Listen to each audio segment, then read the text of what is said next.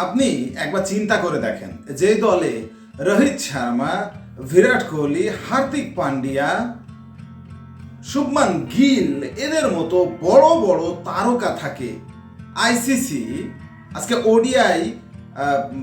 ODI team ঘোষণা করেছে, বর্ষসেরা ওডিআই টিম 2024 সালের। সেখানে ভারতের একটা প্লেয়ারও নেই।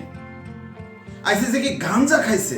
এখন ভারতীয় সমর্থকরা অবশ্যই সেটা বলতেই পারে যে আইসিসি গাঁজা খাইছে, অথবা ঘুষ খাইছে, অথবা ছাই গু একটা কিছু খাইছে রে ভাই, খেয়ে এই দলটা ঘোষণা করেছে। তা না হলে ভারতের যেখানে 11টা প্লেয়ারের ভিতর 13টা প্লেয়ার থাকবে, সেই জায়গায় ভারতের একটা প্লেয়ারও নাই।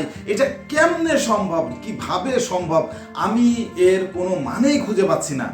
আইসিসি যেখানে মানে ভারতের কাছে জিম্মি, আমরা তো সবাই তাই জানি, ভারত ছাড়া আইসিসির কল্পনা করা যায় না, সেই জায়গায় ভারতের একটা প্লেয়ার নাই। বুমরার মতো বোলার, যার বল দেখলে ব্যাটসম্যানদের হাঁটু এইভাবে কাঁপাকাঁপি শুরু হয়ে যায়, সেই বুমরা নাই সেখানে, সেই সিরাজ নাই সেখানে।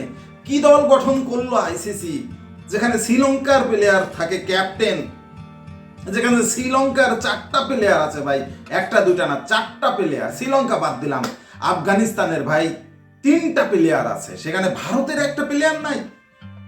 এখানে কি ভারতকে চরমভাবে অপমানিত করেনি আইসিসি? ভারতকে মানে বৃদ্ধাঙ্গুল দেখায়ছে আইসিসি, আমার কাছে এটাই মনে হয়। একেবারে বৃদ্ধাঙ্গুল, মানে কোনো পাত্তাই দিল না ভারতকে, যে তোদের কোনো পারফরমেন্সই নেই, তোদের আমরা দলেই রাখবো না।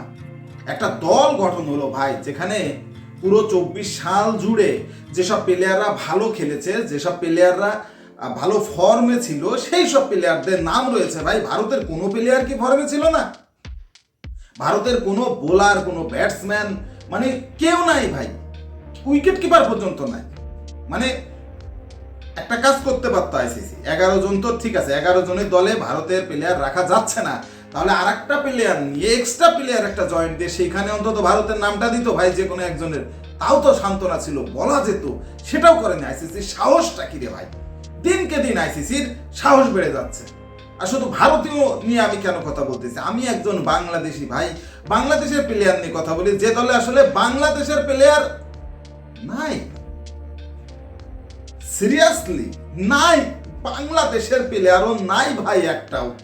ভারত সান্ত্বনা নিতেই পারে এই জায়গা থেকে, যে যেখানে বাংলাদেশের প্লেয়ার, ওডিআই মানেই বাংলাদেশের ফরম্যাট, ওডিআই মানেই বাঙালি টাইগার হালুম করে ঝাঁপিয়ে পড়া ফরম্যাট, ওডিআই মানে বাংলাদেশের ধারের কাছে কেউ থাকবে না, সেই ওডিআই ফরম্যাটে আইসিসি দল ঘোষণা করলো প্লেয়ারদের, সেখানে বর্ষসেরা প্লেয়ারদের একটা প্লেয়ারও বাংলাদেশের নাই। ভারত সান্ত্বনা নিতেই পারে ভাই। কি একটা দল গঠন করলো ছাতার মাথা আইসিসি, যেখানে ভারত বাংলাদেশ যৌথ প্রযোজনার কেউ নাই।